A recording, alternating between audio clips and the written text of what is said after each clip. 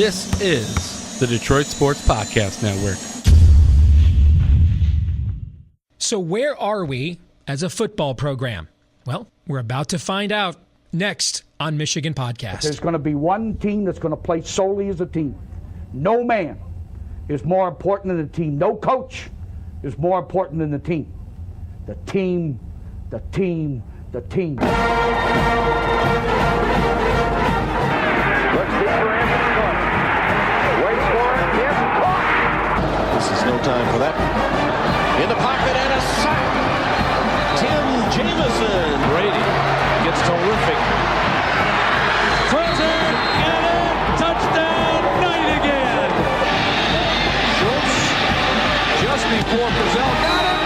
And the leaping interception by Woodson. Harbaugh back to throw over the middle. Caught by Collier at the 5 on his feet. Touchdown, Michigan. On its way. It's good. He's 5'7", 179 pounds. A junior at Michigan. But Jamie Morris packs a wallop, and he delivers for Bo Schembechler. And here's your first play. Pressure coming. Sack.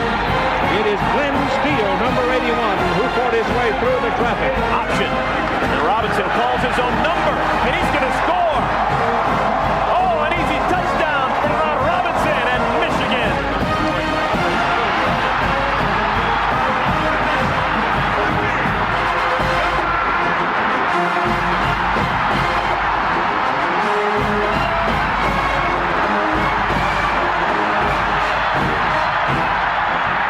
We'll win it. We're going to win the championship again because we're going to play as a team. And when we play as a team and the old season is over, you and I know it's going to be Michigan again.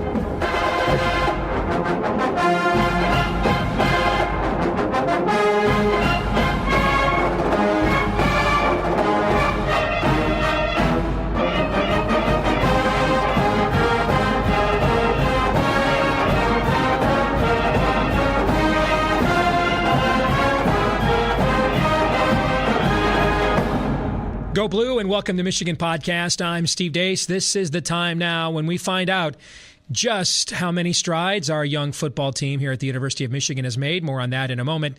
But first, I want to welcome you to Michigan Podcast. Thanks for watching us here on YouTube. Please subscribe if you have not before. If you like us, click like.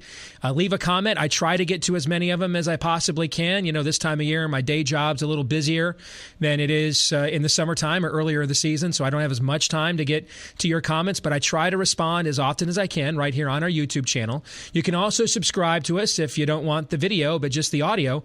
We make that available too via iTunes and our partners at Detroit Sports Podcast, which each week helps us to get the word out here about what we do at Michigan Podcast. And don't forget, follow us on Twitter at Michigan Podcast. Well, we'll have another rendition of Football 101, breaking down the film from the win over Maryland, 35-10.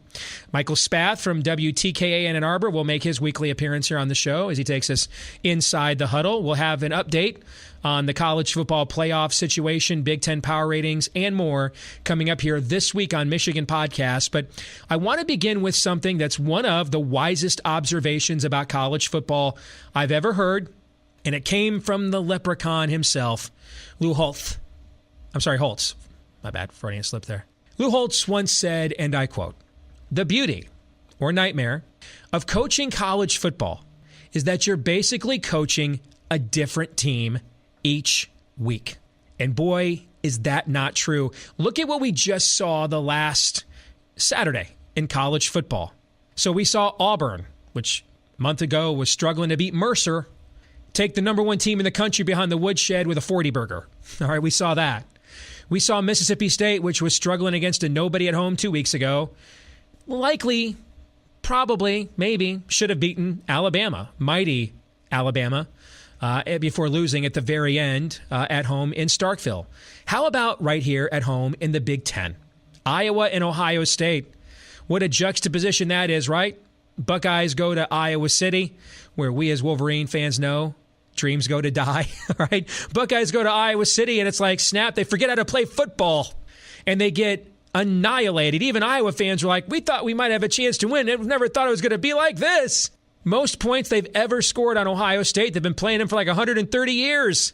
And then the next week, Iowa goes to Wisconsin. Looks like it's forgotten how to play football. In the first half on Saturday against the Badgers, Iowa, which could do no wrong against Ohio State, dialing up plays we haven't seen since Hayden Fry was telling Chuck Long, run some exotics at him.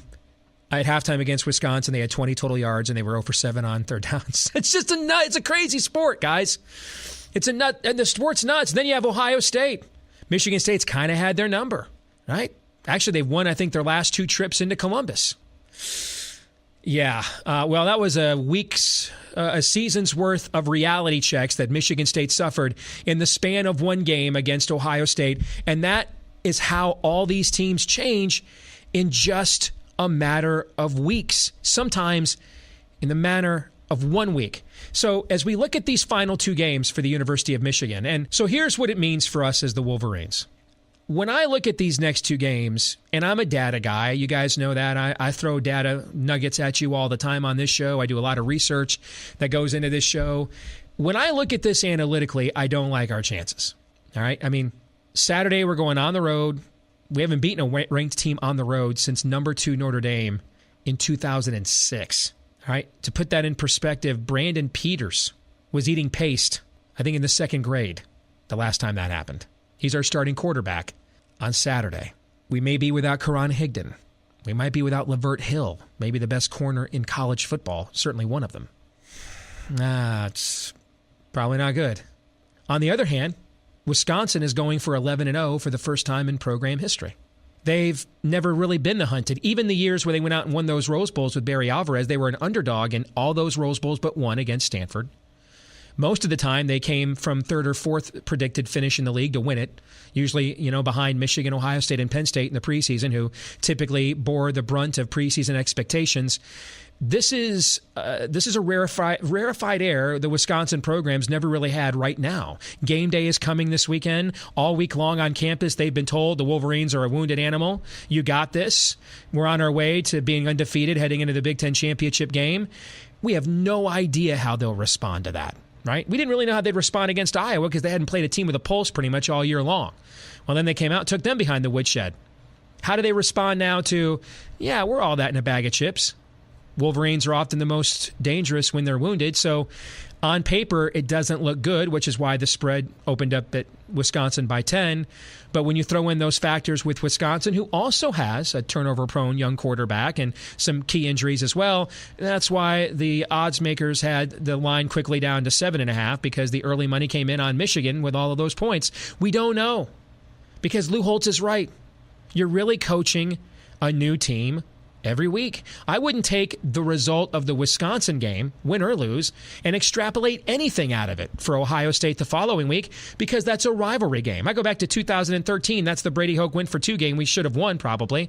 There was nothing heading into that game that indicated Michigan was going to be in that position. Nothing. It really had been a dreadful last month or so of the year. There was nothing there to indicate we would be in that position. I go back to the year that half the Big House was scarlet and gray. That was 2009, Rich Rodriguez's 2nd year. They won the game comfortably. I don't believe they covered the spread in that game, though. I mean, when you have a rivalry game, I think Michigan could pull the upset Saturday or get curb stomped. And I really don't believe, unless there's several more key injuries, that anything that happens on Saturday in Madtown is going to have any bearing on the way Michigan plays against Ohio State, because I think that game's going to get treated as its own separate season. But you know what? We really don't know that either. Because again, Lou Holtz is right. You really are coaching a different team each week. So here's my advice. We only get 12 of these games, and I have to take my own advice a lot. I get worked up too because I love my team, just like you do. But we only get 12 of these games. We've got the next 8 months after the bowl game to pontificate, to extrapolate, to contemplate. Wait until then. Let the season play itself out. Enjoy the journey because we've got a long, did I say long, off season to break it all down and give our elevator pitches and 10,000-foot views and sweeping conclusions for now. Hey, if I'd have told you on this podcast last week Auburn was going to beat Georgia 40-10, what would you have said? If I had told you that Iowa would turn around and get absolutely annihilated by a Wisconsin team that, they've played very well against, and they just annihilated Ohio State, what would you have said? If I told you Stanford was going to come home against Washington and beat them pretty soundly, what would you have said? That's why they play the games. This portion of Michigan Podcast brought to you by Sport Court of Michigan. If you're looking to put the ball in your court, how much would you like that maize and blue Jumpman to be your actual court? Well, Sport Court of Michigan, they can make it happen. From basketball to tennis to batting cages to hoops, if you need anything athletic in your backyard, just give them a call. They're based out of Michigan, and they're ready to install your court sooner than you would expect. If you are in the Southeast Michigan area or in Ann Arbor, Tim Barnes will personally walk you through the process of having your dreams of a professional court in your backyard. Just visit him at sportcourtmi.com. Now, if you live outside of Southeast Michigan and you need a hoop for your driveway or your yard, they've got you covered there too at monsterhoops.com. That's monsterhoops.com, and they'll ship it right to your door. Now, if you mention the Michigan Podcast to monsterhoops.com, you're going to save $100 on your purchase at monsterhoops.com. If you mention Michigan Podcast to sportcourtmi.com, you could save up to $1,000 on your backyard game court, depending on the package you have selected. So sportcourtmi.com, michiganpodcast.com, and for that discount, tell them that Michigan Podcast sent you. And now we're joined on Michigan Podcast by our weekly friend, Michael Spath from WTKA Ann Arbor, also the Michigan Insider. By the way, there's a few segments. I listen to Michael's show as much as I can because it lines up perfectly with when I'm at the gym.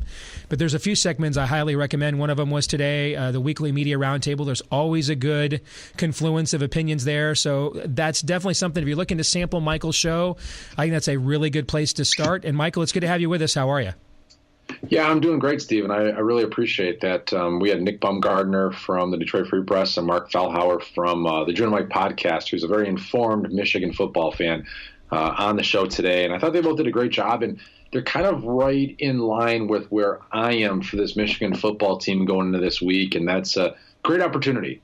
Phenomenal opportunity for Michigan football after the first 10 games of the season, everything that's been building towards this moment.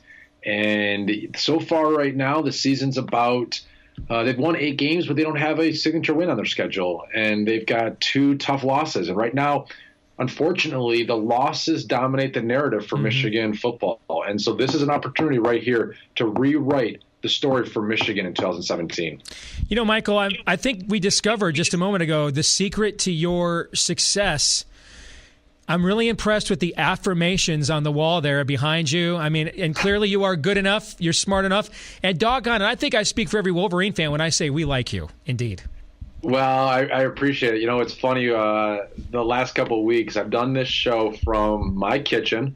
I've done this podcast from the Pizza House Garage Bar, and now I run to my friend's house, and his Wi-Fi stunk. So now I'm actually at my chiropractor's office.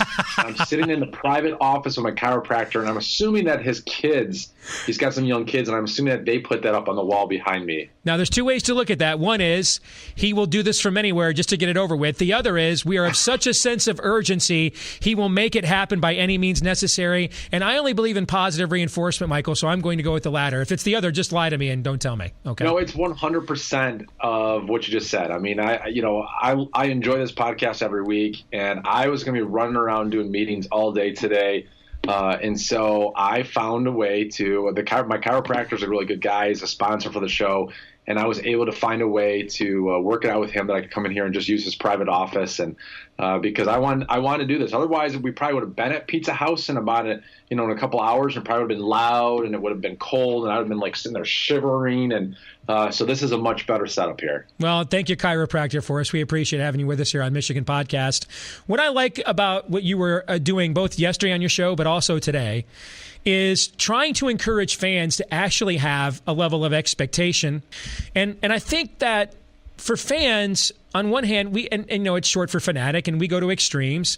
But I think we need to understand, when you hire a coach like Jim Harbaugh, this is not Brady Hoke, We're not apologizing for some pregame ritual to fire up the team, nor is it Rich Rodriguez trying to establish himself in a foreign culture. This guy is the very embodiment of Michigan football. I mean, it's his DNA. He comes out of this gene pool. We can't possibly, unless we're just insane, have higher expectations than they do inside Schembechler Hall. So, one, I think we need to give ourselves permission to have expectations.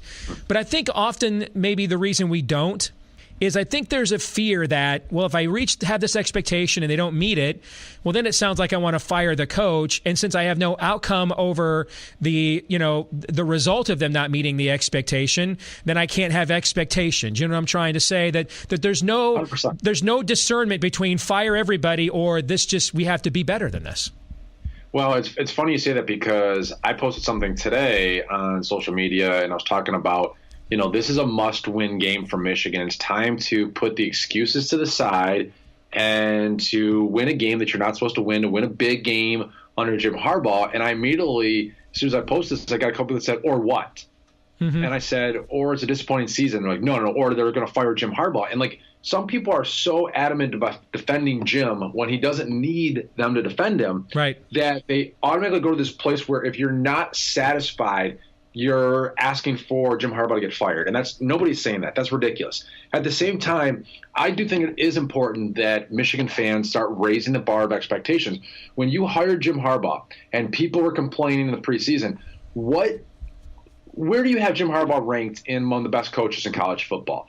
If you have him in the 20s, then okay. Then a guy in the 20s comes into a program that's been down for a little while, you give him time to build it back up. Mm-hmm. But when you're talking about someone that you thought the moment you hired him was in the top 5 coaches of college football and maybe in the top 5 coaches of football overall, and you've got the likes of Nick Saban and Urban Meyer and Bill Belichick, and at this point now Dabo Swinney, you don't look at that guy and say, hey, it's going to be a 5-year slow build. Right. Take your time. I'm going to be patient with you, coach. You're hiring and paying a guy to be one of the top 3 coaches in college football. And so why do you not have expectations that one of the top coaches in college football is going to get the job done as soon as possible?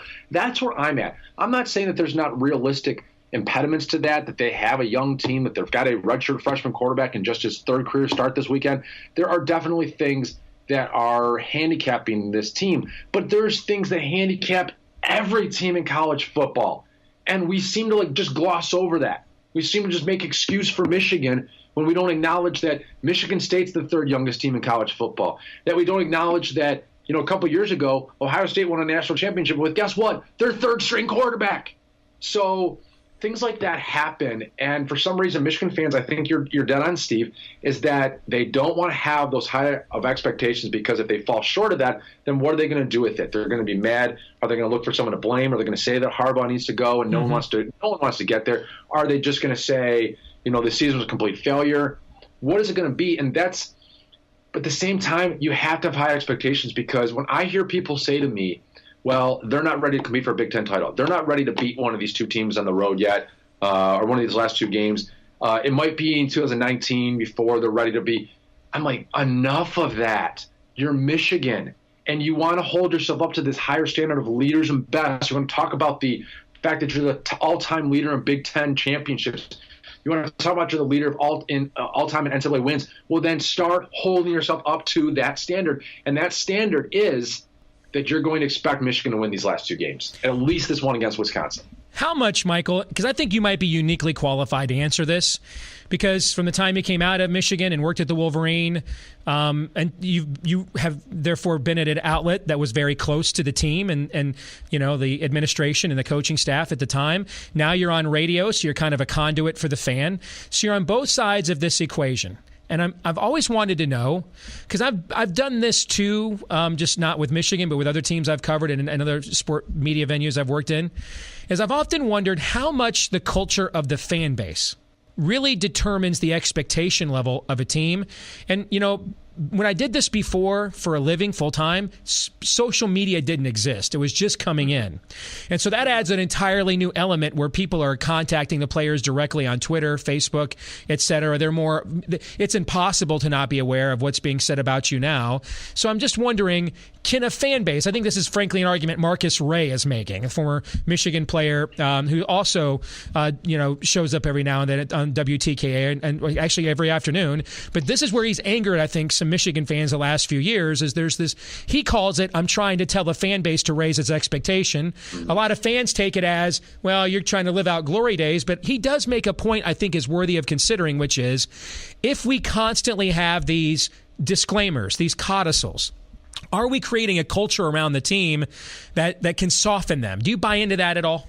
I do to a little bit of an extent. I mean, I don't think that what I say on the radio, I don't think that random fan saying that he expects to win a national championship is getting into the ears of every single player on the team. But I do think that the entire culture is not just about what happens inside Schembechler Hall or what happens at Allen Park in Detroit for the Lions. I think it is all about, I mean, these especially in college, it's uniquely qualified because when these guys are done with practice, where do they go? They go to class. Mm-hmm. They go to study hall. They're at the parties. They are constantly around their fellow students. And while those fellow students are not stupid enough to challenge someone like Mason Cole or Rashawn Gary and say, hey, you suck or you're not getting the job done, because that'd be idiotic and we'd be hearing about someone being arrested and thrown in jail. The fact that the culture, it's all about what you do expect and how the fan base treats a team and how the team treats a fan base. And, you look at the very best programs, the very best organizations over the last 25, 30 years. And when you expect something, you essentially demand that your team rises up, and the team feels that. I truly believe the team feels that. I believe the coaches feel that. Yes, they have higher expectations than anybody else does. But if they only had high expectations, they didn't think the fans did, there might be a little bit of a lack of urgency. I think there's a greater urgency in programs like Alabama that demand that they win national championships. I think there's a greater sense of urgency at places like Ohio State. I think there's a greater sense of urgency and expectations at New England that is in places like the Detroit Red Wings for a long time, now the Chicago Blackhawks, the Pittsburgh Penguins, the Dallas Cowboys even. Your owner's constantly setting those expectations, and so the fans buy into it, the players buy into it, and everybody understands that they're going to be accountable, and if they don't get the job done, there are going to be consequences to that. And so I definitely believe that it's all about how everybody comes together. Are the fans 50% of it?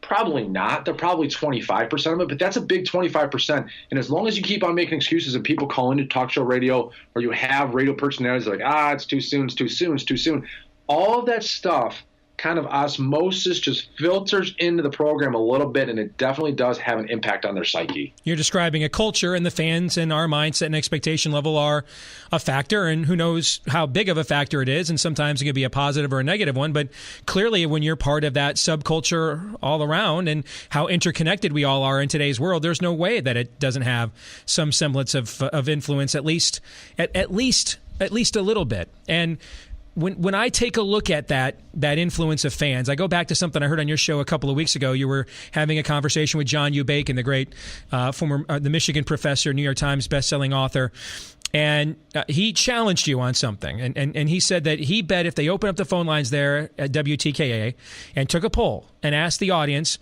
would you rather win at all costs or would you rather have character first and then win within those bounds? And you said you thought maybe a few years ago that was going to be a 100%er, but you weren't so sure anymore. John U. Bacon said, I still think that's pretty high of a notion, a high-minded ideal to Michigan fans. Is it, Ohio State's the one school. Notre Dame had a dip. Alabama had a dip. Michigan finally was one of the last holdovers in the modern era to not have a dip, and then did, obviously in the Rich Rod era and then the Brady Hoke era. But Ohio State, say for 1 year when, Tressel got fired and they still went 6-6, they still went to a bowl game that year. But for that, they've never really had a multi-year dip. They're the one last elite program that has not. And I don't want to be one of those fans, well, everybody that does better than us cheats to get recruits, things of that nature. Is there cheating? Yes. Do some schools cut corners academically? Yes, but what have you.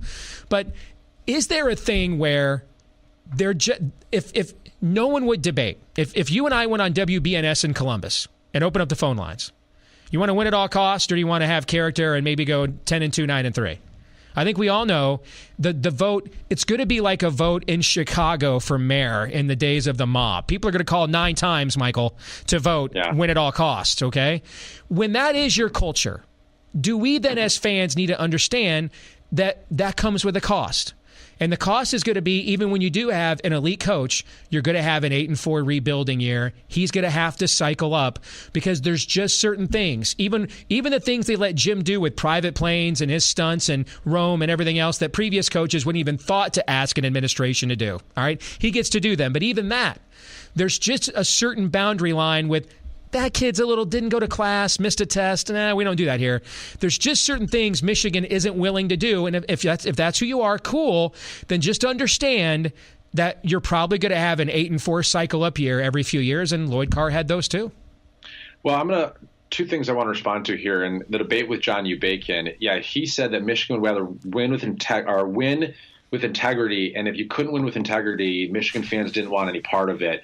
And so they would be okay with being a consistent 8-4 team as long as they're doing things the right way versus, a gray area that Michigan walks into or a win-at-all-cost mentality that Michigan walks into. And Michigan fans would not be happy with that. And I honestly think that's complete bullshit. I seriously believe that at this point now where Michigan fans are so desperate, where Michigan is desperate to be the program that it once was, that you would have a fan base that says, if I could be Alabama, I would trade places with Alabama. I want to win. And I want to win, maybe not at all costs, but I'm willing to bend the rules. And I got to say, Steve, when you look at Jim Harbaugh and you talk about private planes and certain things like that, there have been things that he's already done that Michigan fans years ago would have bristled at. And that is, guys that get to their 5th year, no longer guaranteed that 5th year. Right. There's a lot of guys that get processing. Right? I was just going to bring that up. Right. Yeah. They get processed out of the program. There's a lot of guys that younger years get processed out of the program. They've over recruited. They had the issue with recruits in the past where they've recruited kids. They've been received, verbal commitments. And then a couple weeks, months before signing day, they're told, hey, time to move on. We're not really interested in you anymore. We found someone else that we like. So there's a lot of things that Jim Harbaugh has done already that are very SEC-like that people would have years ago would have been like, no, absolutely not. We're not processing kids out. We're not telling 5th-year seniors that want to come back. They have no opportunity to come back here. We're not recruiting kids, accepting verbal commitments, and then showing them the door because we found somebody better. Those are all things that are happening right now at Michigan football, and nobody's blinking an eye about it because of why? Because it's Jim Harbaugh that's doing it, and because Michigan wants to win. So, to some extent, yes, I agree with you. Like, Michigan doesn't want to get in a position where they're paying players. Michigan doesn't want to get in a position where their kids are staying academically eligible just by letting them, fake papers and stuff like that, like North Carolina. No one wants to see that. But to tell you the truth, in today's college football, I don't think there's this rampant cheating that's going on. I think basketball is maybe a little bit different, but I don't think there's just rampant cheating going on. I don't think every kid that Alabama is signing, and Michigan just lost a kid, Emil Ekiyor, an offensive lineman from Indianapolis to Alabama. I don't think Alabama, they got him because they gave Emil Ekiyor $100,000, and Michigan wouldn't do that. I don't think that happens nearly as much as some people want to believe it happens. And the idea that, you can't compete with Ohio State, you can't compete with Alabama, you can't compete with Clemson because all those programs are cheating, and you're not, and so that's just going to mean that you can't ever win.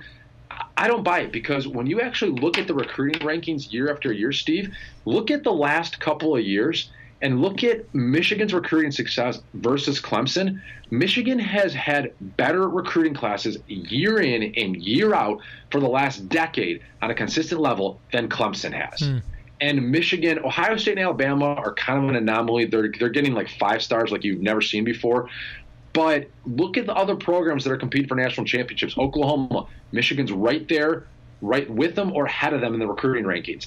USC, Michigan's right there or ahead of them in the recruiting rankings. Georgia, Michigan's right there or ahead of them in the recruiting rankings. All these programs that are winning, with the exception of the 2 teams at the top that are kind of an anomaly, Michigan's right there. So if they're getting all the same recruits, why can't they compete with those teams for championships then? Well, let's get to the game on Saturday against Wisconsin. Wolverines have not beaten a ranked team on the road since Notre Dame when they were ranked number 2 at the beginning of the 2006 season. I went back and looked. I think by point spread, Michigan has not won a game straight up. It was an underdog since the first game under the lights against Notre Dame in 2011. All right, so two massive trends working against the Wolverines here. I opened up the show talking about Lou Holtz's axiom that the beauty, if not nightmare, of coaching college football is that you are literally coaching a different team each week. And we saw plenty of evidence in plenty of games, including 2 here in the Big Ten involving Iowa and Ohio State, from one week to the next. And we saw that, Auburn could barely beat Mercer at home last month. They 40-burgered the number 1 team in the country on Saturday. I mean, that's what you're dealing with. And yes, we know what Michigan's issues are. All right. But one of the mistakes I think fans make when we both underrate and overrate our teams, Michael, is we evaluate them as a standalone entity. And then you get into that whole Keith Jackson line from when we were kids, analyzing is paralyzing, right? You almost know too much, all right? And you forget that it's really your team in relation to the competition. It's not as a standalone entity. So I think most of our audience knows Michigan's issues. And you mentioned Brandon Peters, and I mentioned we may be without Karan Higdon, Lavert Hill, for example. They've got issues, though, too, that often our fans aren't aware of. They've had several key injuries. Their linebacking core was hit hard in camp. Another one of their best linebackers got hurt 2 weeks ago against Indiana. Their top pass catcher for the year is out. They've had other injuries at that position earlier in the year, too. Their outstanding freshman running back has been banged up the last couple of weeks. Alex Hornibrook has not developed, even against that very soft schedule.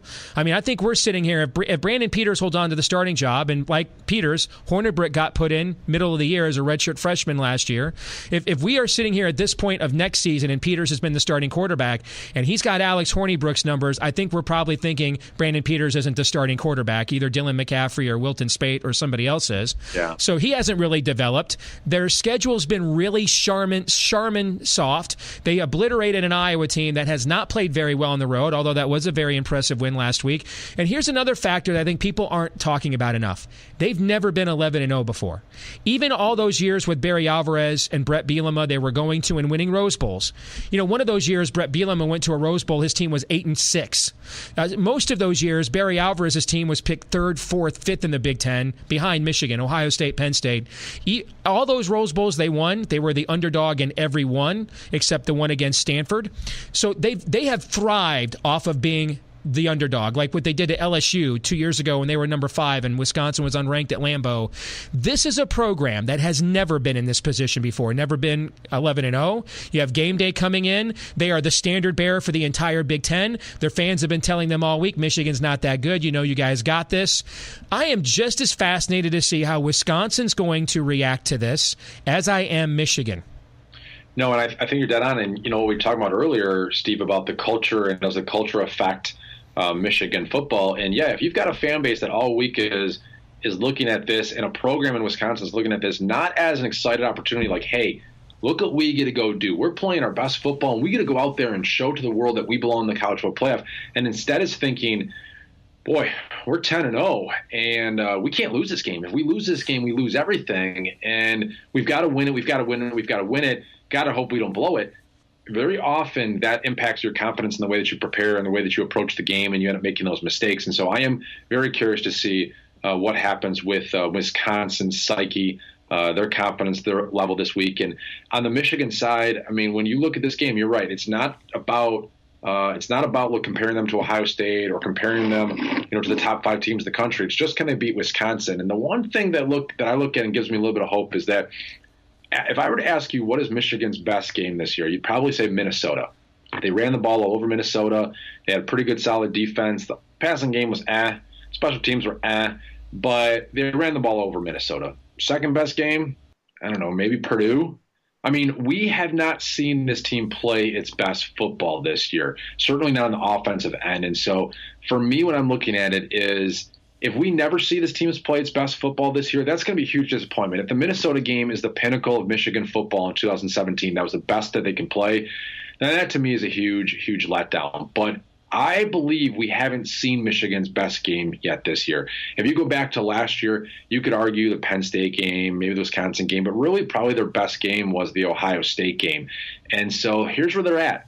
They've got a great Wisconsin team, at least it appears that way, ready to, what's the Wisconsin mindset at home this weekend? Michigan, go out there and play their best football game. If that happens and Wisconsin plays their best football game, I don't know, maybe it's a toss-up, but what you're kind of hoping is Michigan plays their best game, Wisconsin plays a little bit down, And I think that's ripe for an upset there. So what's your prediction? Do you have one yet, or is it too early in the week? I don't think it's too early in the week. I think from our conversations here, you know that I'm a big fan of the idea that like a leopard doesn't change its spots, and a zebra still has lines on it unless you're a referee. I mean, things like that. Like, you are who you are, right?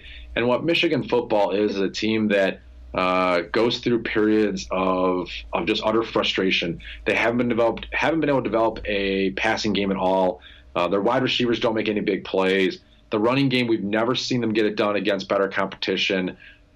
So until I see those things, I'm not just going to put a hope and a prayer out there and go like, oh, well, it'll finally come together this week for Michigan because I want it to. Agreed. I mean, that's a very naive way of looking at it. I think at halftime of the Maryland game, I was like, I think we're going to win next week.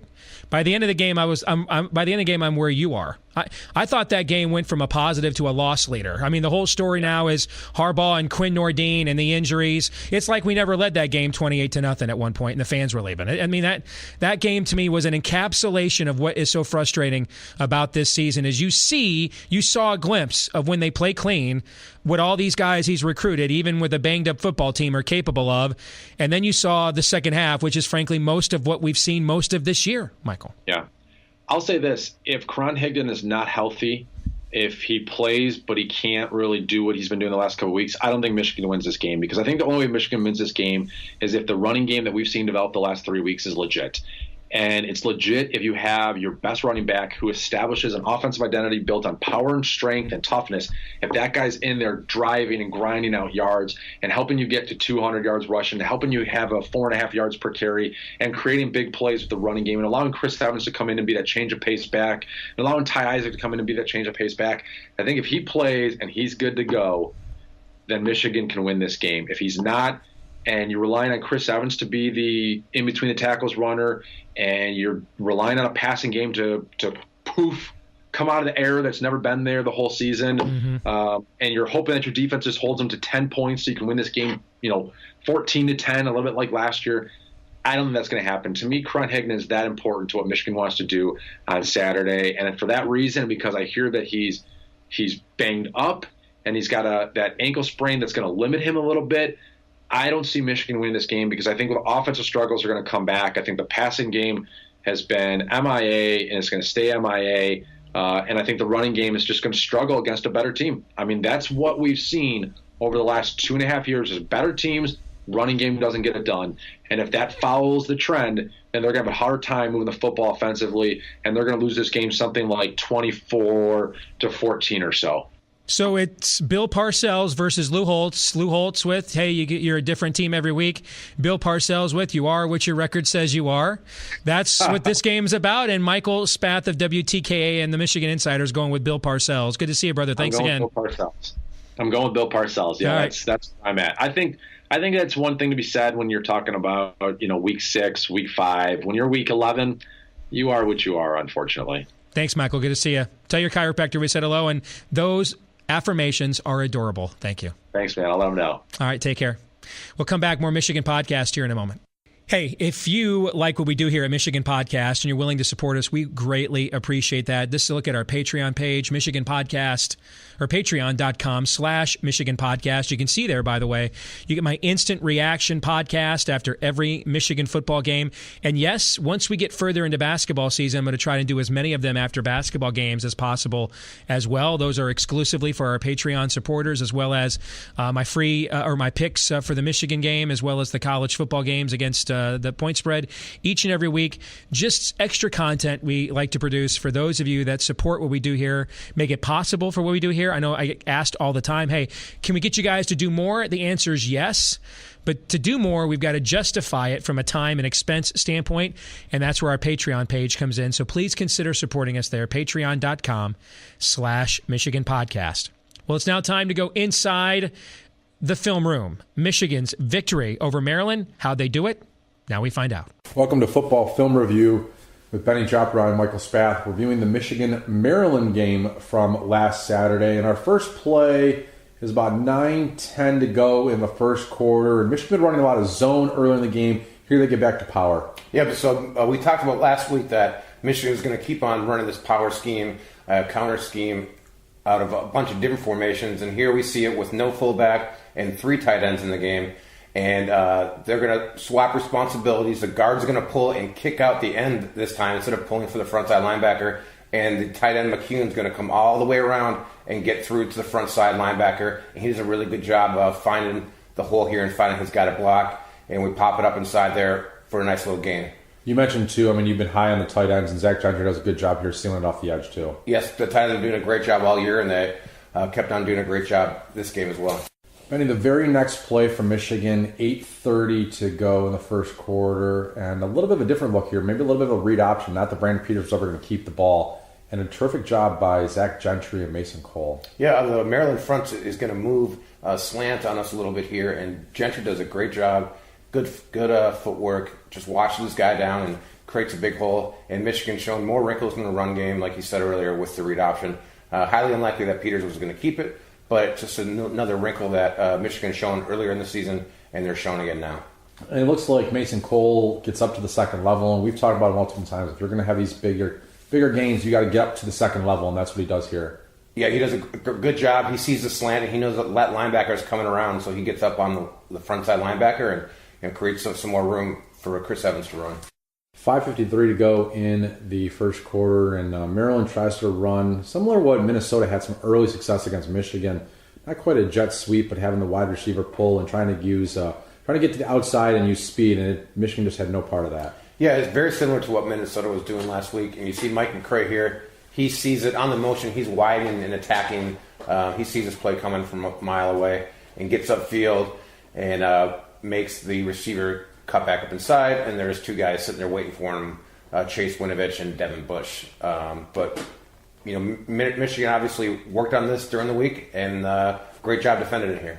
38 seconds to go in the first quarter, and Maryland's already come up with a couple of really clever plays trying to take advantage of Michigan's aggressiveness. And here kind of they get one out to the outside, and Josh Metellus really blows this play up by coming hard down from a safety spot, and then his teammates rally the football for the big 14-yard loss. Yeah, you'll see here Maryland tried to set up 2 picks on Mike McCray, and the picks work, but Josh Metellus is there, makes a good play, keeps his feet, keeps the offensive player in front of him, and the Maryland running back makes a bad decision and starts running backwards, and just shows Michigan here rallying to the football, and everyone's getting in on the tackle here. 6-7 guys surrounding the football.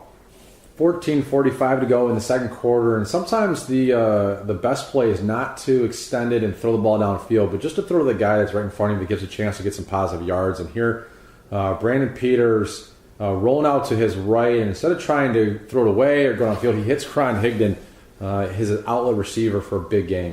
Yeah, right off the bat here, Maryland has a free shot at Peters, who took a big one last week, and here he avoids the defender and keeps on kind of scrambling and is able to dump it off to Higdon, who does all the rest of the work here. And the receivers, once again, doing a great job downfield, blocking guys like they have been, especially the last 2 weeks. What happens here at the right tackle position, too? Because this is the kind of one of the things we've been talking about.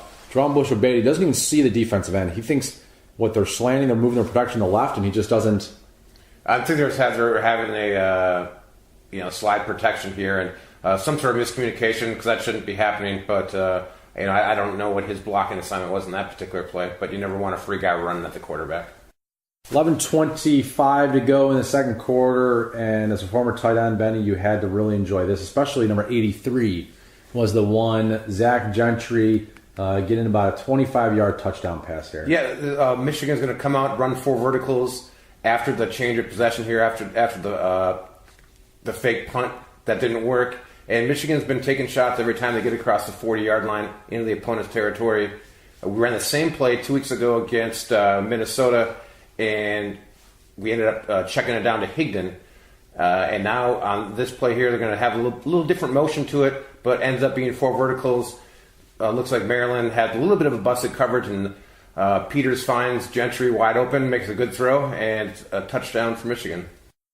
9:13 to go in the second quarter, and it's our favorite play, Benny, that we talk about consistently, and this is the toss sweep. Michigan has gotten really good at these. Here they use Khalid Hill in motion to kind of play the position that the tight ends have done and seal this off the edge and allow the 2 pullers to get around the outside. Yeah, Michigan started doing this quite a bit more, where they're actually going to pull the backside and the front side guard on the sweep here. They do a really good job getting out front. Khalid Hill gets up as a linebacker with Peoples-Jones. Peoples-Jones, gets up on the safeties. Mason Cole does a good job sealing off the edge. And then you have Shanley downfield getting a block there too. And Higdon runs through some arm tackles and picks up 12, 14 yards. It didn't look as smooth as it has in the past, but you had more blockers than they had defenders, and that's all that you're going for. Yeah, absolutely. That's why you're pulling those two guys to gain an extra blocker over there. So then when you run the ball as well as Michigan, it's consistently the last couple of games, and teams are geared towards defending the run near the goal line.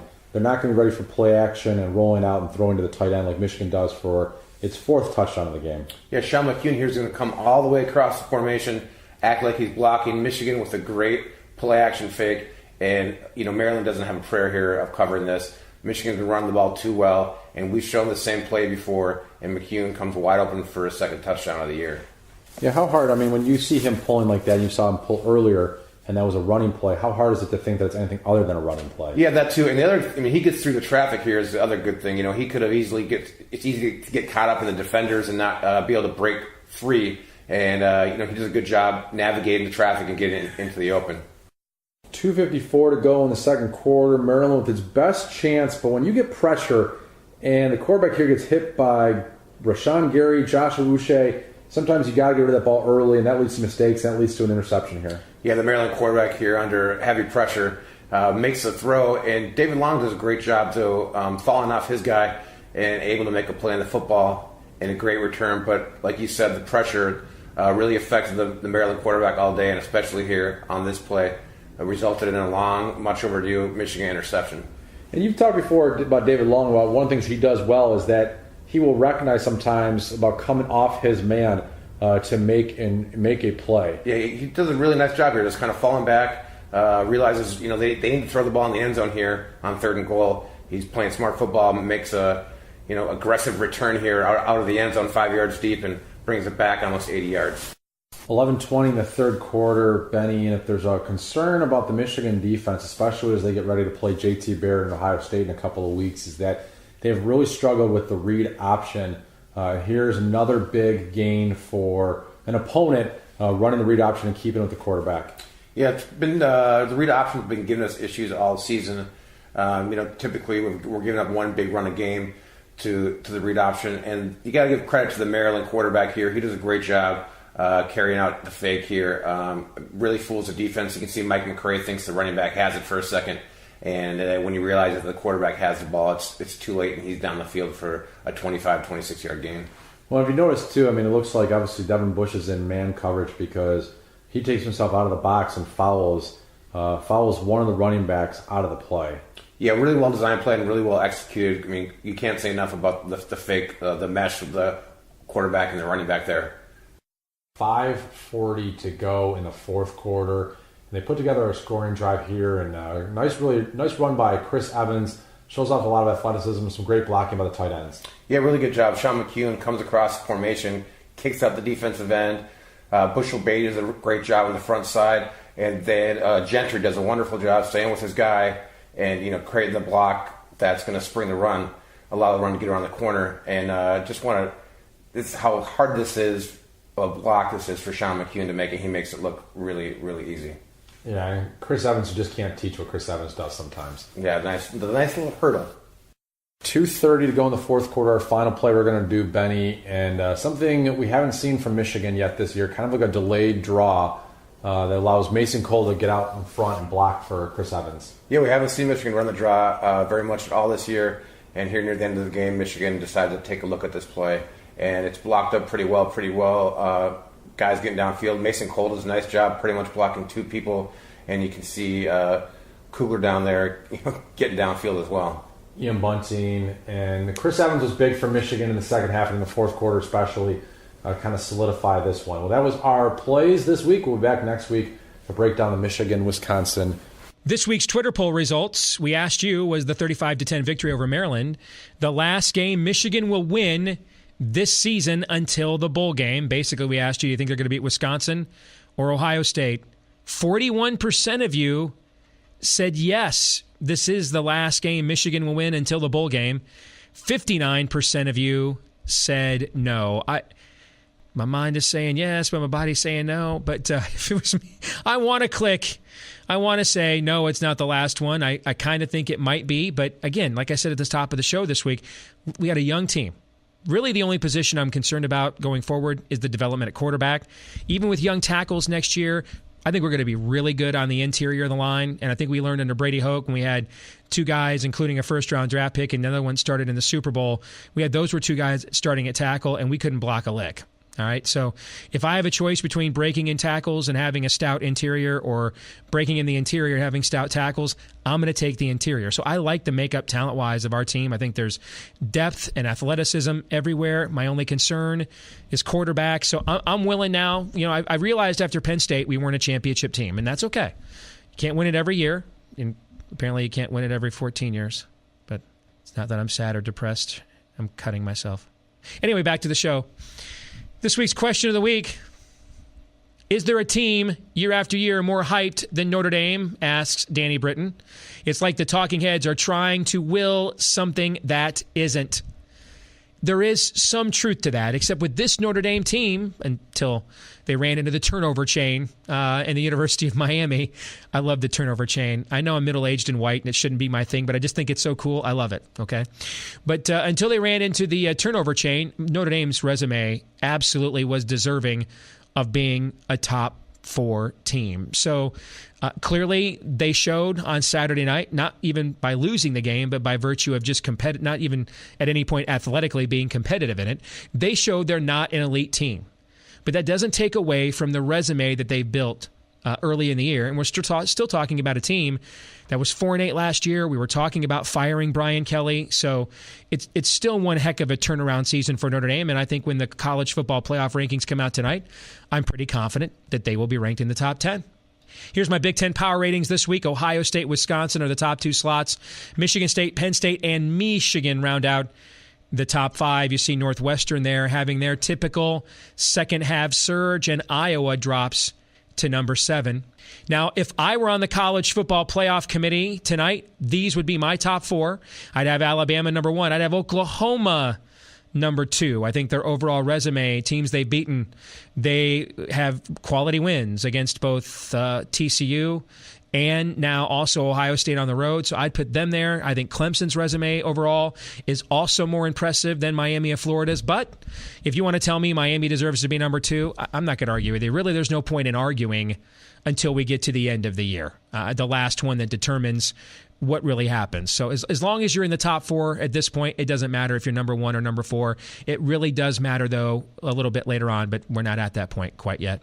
If I had to vote in the Heisman Trophy race, if I had to vote this week, for me, it would be Baker Mayfield, Baker Mayfield, Baker Mayfield. Maybe the only name on my ballot, but since I got to have 2 more, let's give a little love to Kerryon Johnson at Auburn. What an insane game he had against a terrific Georgia defense on Saturday. One of the best individual performances any players had this year. And then Bryce Love is back in the mix, injured against Oregon State. You saw his team nearly lose that game. And then they come right back and beat Washington when he gets back in the lineup, and he's out there on an ankle and a half and carries his team with 166 yards and 3 touchdowns. So he's back on the list. But again, Baker Mayfield of Oklahoma is so far ahead that I think he's got to have a facepalm meltdown to not win it at this point. So we're really talking about who else gets invited to New York for the ceremony. And that's it. We're done. Yeah, I heard the music. I'm like, are we done? Yeah, we're done. Thanks for tuning in to Michigan Podcast. Thanks to Detroit Sports Podcast for getting the word out. All of you for watching, listening. We'll see you next week. Go Blue.